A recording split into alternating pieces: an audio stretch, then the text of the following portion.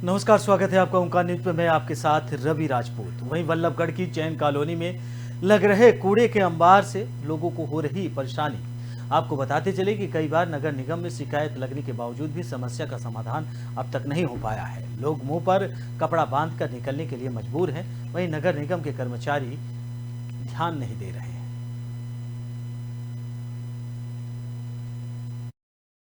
गंदगी है। अभी बारिश हुई तो इतना पानी भर गया था, यहाँ से निकला भी नहीं जा रहा था और ऊपर से यहाँ पे इतनी गंदगी यहाँ तक आ जाती है और निकलने का मन नहीं करता। बहुत बदबू आती है। यहाँ पे कोई आया नहीं, अभी तक नहीं आया। पानी अपने आप ही सूख गया धूप से, गर्मी से।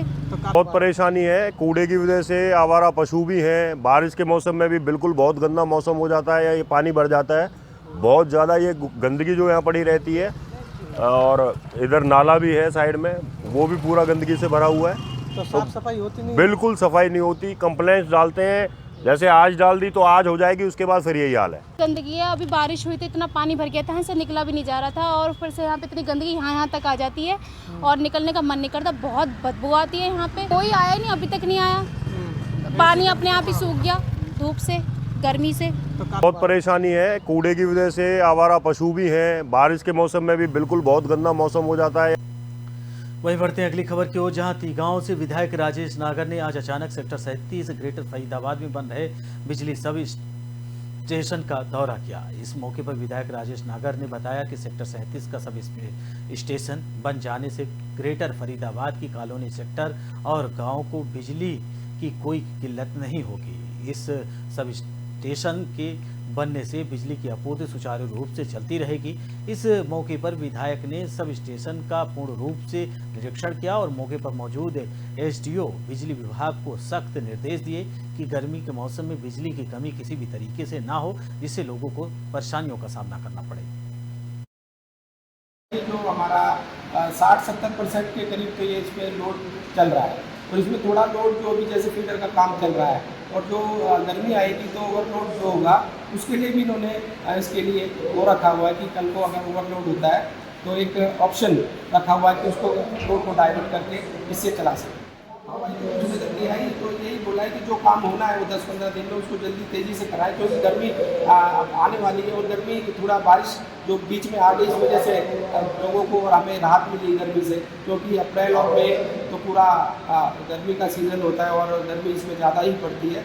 और यही इनको आदेश दिए कि इनको जो काम रह गया है जो थोड़ा फीडर का लाइन का काम चल रहा है वो जल्दी से किया जाए और जल्दी पूरा करके उनको भी जो जैसे हमारा तिब्बत का एरिया कुछ रह रहा है उनको भी लाइट यहाँ से बिजली कनेक्शन दिए जाए। जो हमारा वहीं बढ़ते हैं अगली खबर की ओर, जहां नगर पालिका कर्मचारी संघ हरियाणा के प्रदेश अध्यक्ष नरेश शास्त्री के नेतृत्व में प्रदेश के कर्मचारियों की राज्य स्तरीय मांगों को लेकर दूसरे दिन भी नगर निगम मुख्यालय फरीदाबाद के गेट पर कर्मचारियों का प्रदर्शन जारी रहा।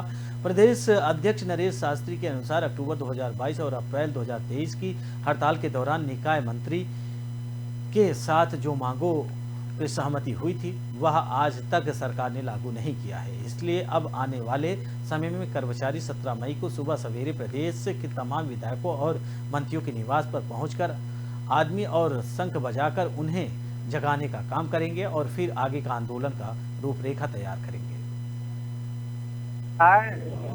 हरियाणा सरकार से हमारे नेताओं की बात हुई है नगर पालिका कर्मचारी संघ की और 22 अक्टूबर को बात हुई थी और एक पत्र जो है ना 8 फरवरी को जारी किया है। तो जब सरकार ने पत्र जारी किए हैं तो यहाँ के जो प्रशासन अधिकारी है कुंडली मार करके बैठे हैं, वो एक दूसरे की तरफ देख रहे हैं। पत्र जारी किया, एक तो कच्चे कर्मचारियों को पक्का करने का पत्र जारी कर दिया है, 1000 जोखिम भत्ता का पत्र जारी कर दिया है और तेल साबुन का पत्र जारी किया है और नई पॉलिसी में LTC जो कच्चे कर्मचारी को मिलनी चाहिए वो जारी कर दी है। देखिए, हम पिछले अक्टूबर में भी हड़ताल पर गए थे, 11 दिन हमने हड़ताल करी और अप्रैल में भी हमने आंदोलन किया है, क्रमिक भूख हड़ताल करी। अक्टूबर में 11 दिन की हड़ताल के बाद मंत्री की अध्यक्षता में बैठक हुई और अप्रैल 2023 में भी मंत्री जी की अध्यक्षता में बैठक हुई। दोनों बैठकों में मांग लगभग एक जैसी ही, कच्चे आदमियों को पक्का करना, हरियाणा कौशल रोजगार निगम को भंग करना, फायर को दोबारा से शहरी स्थानीय निकाय विभाग में शामिल करना और 1327 फायरमैन ड्राइवरों को 58 वर्ष की नौकरी की गारंटी देना। वहीं बढ़ते अगली खबर की ओर, जहां बिहार के बगहा में नाजायज संबंध बनाने के चक्कर में बहू ने चाकू गोदकर अपने ही ससुर का हत्या कर दिया। आपको बताते चले कि बहू ने अपने ही ससुर की हत्या नाजायज संबंध बनाने के विरोध में चाकू गोदकर की है, जिसके बाद खुद थाना पहुंचकर अपना अपराध स्वीकार किया है। पुलिस ने फौरन जाकर घटनास्थल से मृतक का शव बरामद कर लिया। वहीं संदेहास्पद स्थिति में हुए मौत को लेकर नगर वासियों द्वारा तरह तरह की चर्चाओं का बाजार भी गर्म हो गया। पुलिस भी हत्या के रहस्यों की गुत्थी सुलझाने में जुटी है। फिलहाल स्थानीय पुलिस ने वार्ड 18 निवासी मृतक संगीर अहमद की पत्नी जैतून नेशा के फर्द बयान पर हत्या के आरोप के तहत बहू को नामजद कर लिया है।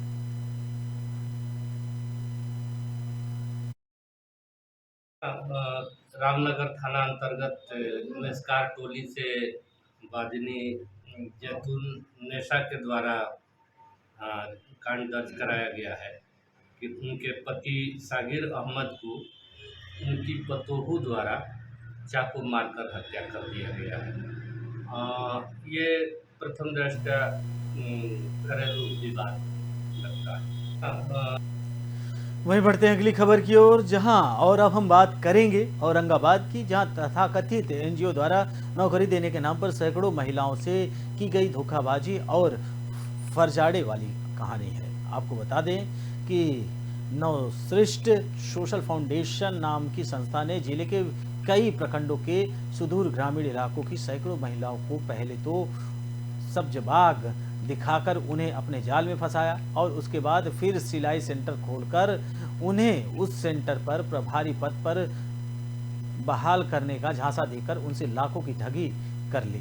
इसका खुलासा तो तब हुआ जब जैसे ही पैसे देकर सेंटर खोल चुकी महिलाओं को निर्धारित समय पर सैलरी नहीं मिली तो उसके बाद इकरारनामे के मुताबिक सैलरी दिए जाने की मांग जब महिलाएं करने लगी तो गणेश पाठक नामक एनजीओ संचालन फरार हो गया। उस फर्जी संस्थान में लगभग 200 महिलाओं को अपना शिकार बनाया है। सेंटर एक हम मेरे पास आया, बोला कि मेरा 200 सेंटर चाहिए, तब हमें फंड पास होगा। तो हम लोग 18 सेंटर खोल के सर वहाँ पर बंद कर दिए थे। उसके बाद वो बोला कि जब तक 200 नहीं सेंटर हो तब तक आप लोग को फंड पास नहीं होगा। हम लोग मजबूरी में फिर आगे की ओर बढ़ाते गए। अब सारी महिला जब 300 सेंटर हो गया तो आज बोला कि 10 अप्रैल को हम वेतन देंगे और 10 अप्रैल करके 11 को यहाँ से दिल्ली फरार हो गए।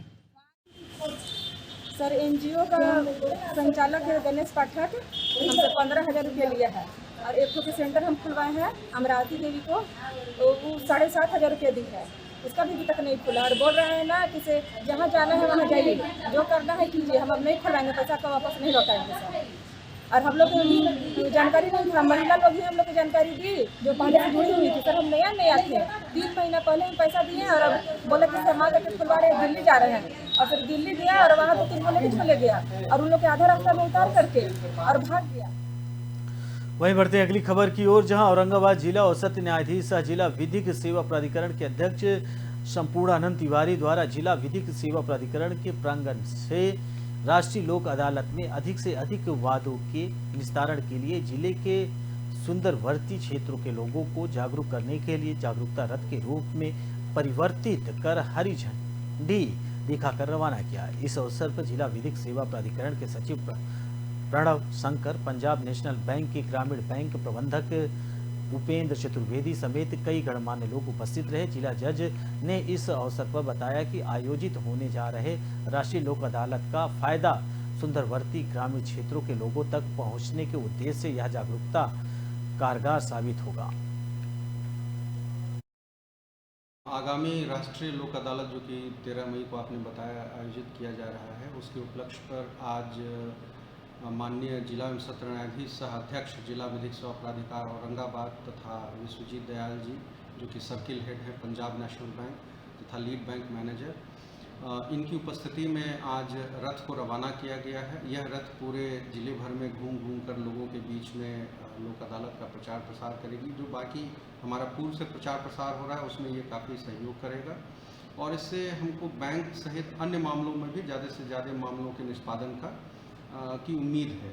आगामी राष्ट्रीय वहीं बढ़ते हैं अगली खबर की ओर, जहां जहानाबाद शहर के श्यामनगर मोहल्ला के गलियों की आपको बता दें गूंज सुनाई दे रही है। लोग समझ पाए उसके पहले ही अपराधी गोलीबारी करते हुए फरार हो गए।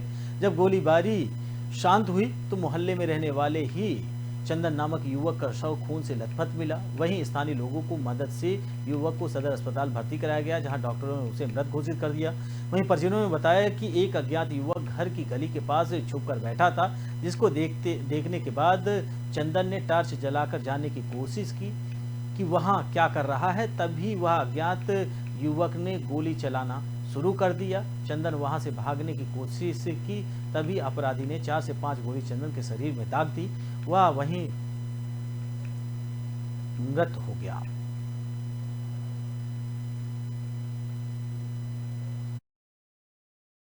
गली है अंधेरा, उसी में से एक लड़का निकला, अंधाधुंध फायरिंग करने लगा और ये भागते गए तो इनके पीछे पीछे मारते चला गया और सिर पे मारा, गिरे और उसी पे मार गया।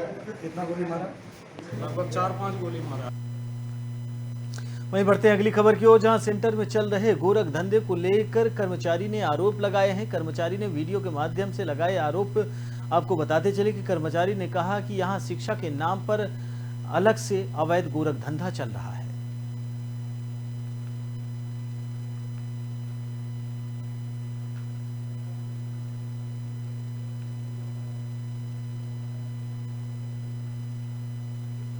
वहीं बढ़ते हैं अगली खबर की ओर, जहां देवरिया जनपद के पथरदेवा नगर पंचायत के कुचिया गांव में 4 मई की मतदान के समय 2 पक्षों में मारपीट हुई, जिसमें 2 लोग घायल हो गए, जिसकी किसी से शिकायत नहीं थी। उसके बाद उन्होंने पुलिस को शिकायत दी।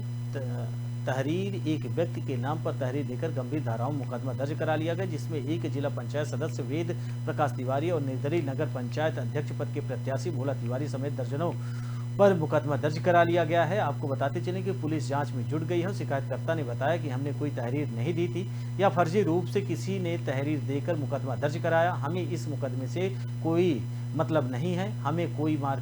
हमें हमारे साथ किसी ने भी मारपीट की घटना को अंजाम नहीं दिया है। आज हमारे जिला पंचायत के वार्ड संख्या 2 से जिला पंचायत सदस्य हैं वेद प्रकाश तिवारी जी, और उनके भाई हृदय प्रकाश भोला जी के खिलाफ उनके राजनीतिक विरोधियों के द्वारा किसी व्यक्ति को फर्जी हस्ताक्षर करा के और उनके खिलाफ 307 से लेकर हरिजन उत्पीड़न सहित तमाम गंभीर धाराओं में मुकदमा कर दिया गया है। वहीं बढ़ते हैं अगली खबर की ओर, जहां कन्नौज के सदर कोतवाली में एक युवती ने आत्महत्या कर ली, जिसके बाद परिजनों ने हड़कंप मच गया। आपको बताते चले कि एक युवक ने युवती की फोटो इंस्टाग्राम पर लगाई, जिससे आहत होकर उसने आत्महत्या कर ली।